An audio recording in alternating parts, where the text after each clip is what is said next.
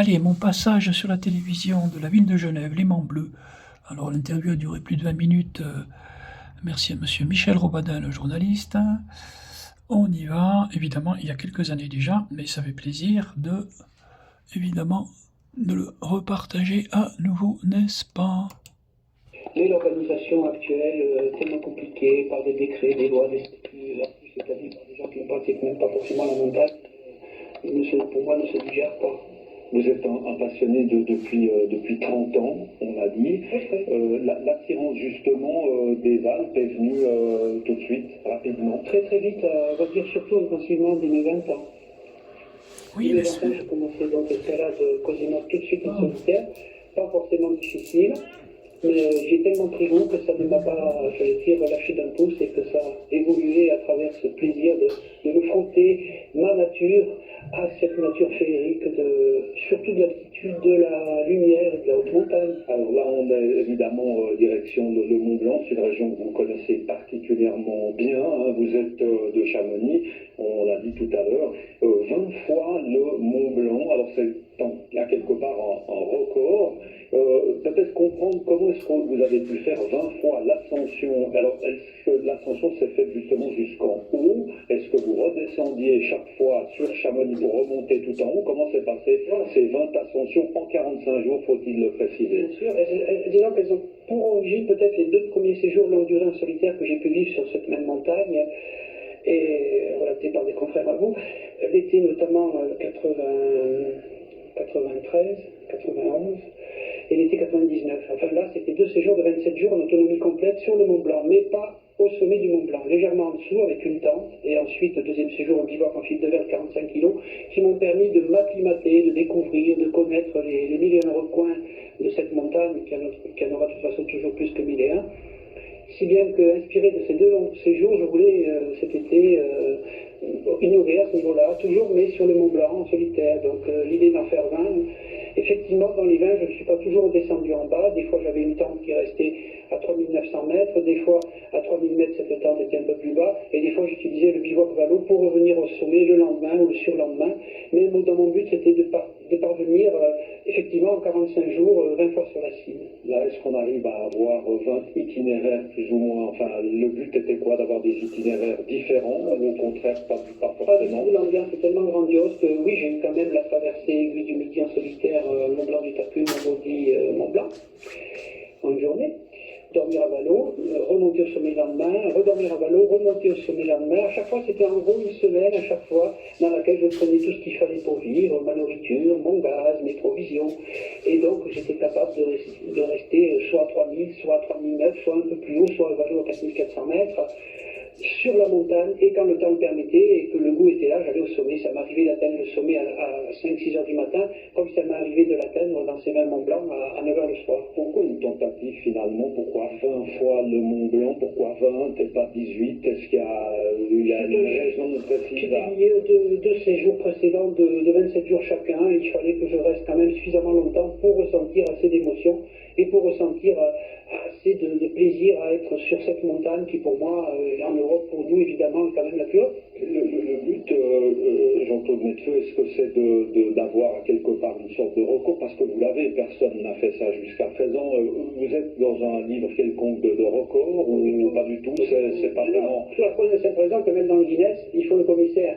Mais le commissaire ne va pas venir camper à moi sur le Mont Blanc pour voir passer à quelle heure j'y suis, à quelle heure je descends. Comment est-ce qu'on peut, en fait, parce qu'on le sait par exemple, hein, dans l'Himalaya, tout est basé, les gens qui ont fait 14 mm dans leur vie, il n'y en a pas beaucoup dans le monde, tout est basé un peu sur la confiance, comme vous le dites, il n'y a personne qui est en haut pour vérifier.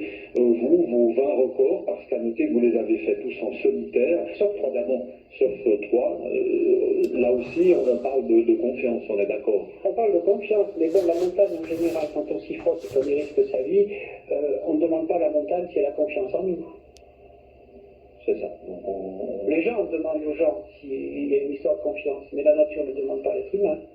Ça, c'est une histoire d'être humain. Mais comment est-ce que lorsqu'on est tout seul, justement, Non, mais tu sais, Michel, quels sont, je suis content de cette interview. Voilà, je me permets les pensées, on a quel état d'esprit, c'est un bon esprit, sympathique. D'une part, durant 45 jours, difficile à dire. Juste que ça, parce que pour moi, c'est d'ailleurs le point précis, Michel, dans lequel j'ai le plus de plaisir à évoluer. Pourquoi? Parce que des idées viennent à l'esprit qui ne viennent que dans ce cas de figure. C'est pas comme un navigateur une fois qu'il est parti, qui voit plus les côtes et puis qui sait quand même qu'il est assez loin. On est d'accord avec la... Et c'est un rêve assez lointain aussi de naviguer en solitaire. Bon, maintenant, un sac à dos n'est pas le même prix qu'un bateau, comme pilote automatique, mais personnellement, c'est ces hautes montagnes, cette altitude pour l'instant évidemment européenne, donc le Mont Blanc, mais c'est vrai que j'ai le projet de m'attaquer à des 8000, mais ce n'est pas le fait de vouloir faire les 14-8000. Peut-être que je vais être capable de faire passer toute une saison en Himalaya et de faire 7-8 fois l'Annapurna, un truc comme ça. Justement, on le sent, vous êtes terriblement accroché aux Alpes, au Mont Blanc, justement, le grand saut de partir dans la chaîne de l'Himalaya, ça peut être une suite. Oui, moi c'est une histoire de... Déjà, il faut que quand on a un projet, on a l'impression que c'est comme quand on mange quelque chose qui est bon, que ça passe comme il faut, et qu'on est heureux que ça passe. Mais la montagne, l'aventure, je crois que c'est exactement la copie conforme de ça. Il faut que le projet de sa naissance, ensuite, se digère en soi, au niveau du corps, du mental, du physique, j'en passe des meilleurs, qu'on ait un peu suffisamment d'aide. Bon, c'est le cas, actuellement, je suis quand même un peu mieux aidé, pas financièrement du tout, mais bon, avec le matériel, j'ai à peu près ce que je veux pour évoluer, vu ma passion. Et ma foi, j'ai toujours été quelqu'un de simple qui s'est frotté à des métiers durs. J'ai gardé des vaches, des moutons. Je travaillais dans une série 10 heures par jour. Je dormais dans la grange tout l'hiver à Samoins et je gagnais 1000 francs en 1980. Oui, en tout cas, c'est un sport de passionné. Pourquoi finalement cette volonté d'être seul? Là, vous allez repartir, traverser, on l'a dit, les Alpes depuis Nice jusqu'à la Slovénie, de nouveau tout seul. Pourquoi seul finalement? Non, c'est pas une question, c'est que j'ai compris depuis que je suis né que quand j'ai un projet, je suis très concentré dessus, j'ai ma façon de voir les choses, et quand c'est un projet lié à un danger quelconque, je m'aperçois qu'un ancien alpiniste très fort, faut pas le nommer, Yvan Guérardini, qui avait le premier réussi les 3 faces nord des Alpes en solitaire en hiver, chez qui j'ai travaillé dans sa fabrique de vêtements de tissu, m'avait un jour écrit, j'étais un peu admirateur de ses performances, et il m'avait écrit sur une lettre assez longue, quand on est concentré, quand on se retrouve tout seul dans la face nord, c'est soi-même de résoudre les problèmes. Et c'est vrai que plus on parle avec des gens, plus le plaisir de partager là, et les gens existent, donc pour moi ça correspond à quelque chose, c'est inévitable. Mais bon, j'ai toujours une nature très instinctive qui fait que des fois je suis conscient que le moindre détail peut faire évoluer dans le meilleur sens comme dans le plus mauvais sens, quoi que ce soit. Il arrive un stade où quand on est passionné, un peu comme un navigateur qui a envie d'être seul, très très dur il a peut-être envie de partager la passion, c'est mon cas, la partager oui, c'est autre chose. On est assis, on est devant des images, des photos. Mais là, on demande public, mais on est quand même dans une salle. Départ le début juin, on l'a dit, donc Nice, Slovénie, parlez-nous comme ça rapidement un petit peu du parcours et de ce que vous attendez, moyens de déplacement, là on parle de quoi, de marche, de ski? Non, là il n'y a aucun, on peut se faire à pied entièrement, entre 2 mois et 2 mois et demi je pense, en partant début juin de Nice en France pour rallier la Slovénie et le Triglav, son plus haut sommet, dont le proverbe slovène dit que tout bon Slovène doit l'avoir gravi une fois dans sa vie. Donc j'espère que là, ça va être pour moi de rallier des points dans les Alpes, je n'ai pas été à pied. Sur 1000 km environ, aussi bien donc en France, un peu en Italie, en Suisse, en Autriche, voilà, jusqu'à Slovénie. Et je pense que l'hiver prochain, si tout va bien, c'est le même projet sous forme de ski de randonnée, des points nouveaux que je rallierai les uns après les autres, sur 1000 km à peu près.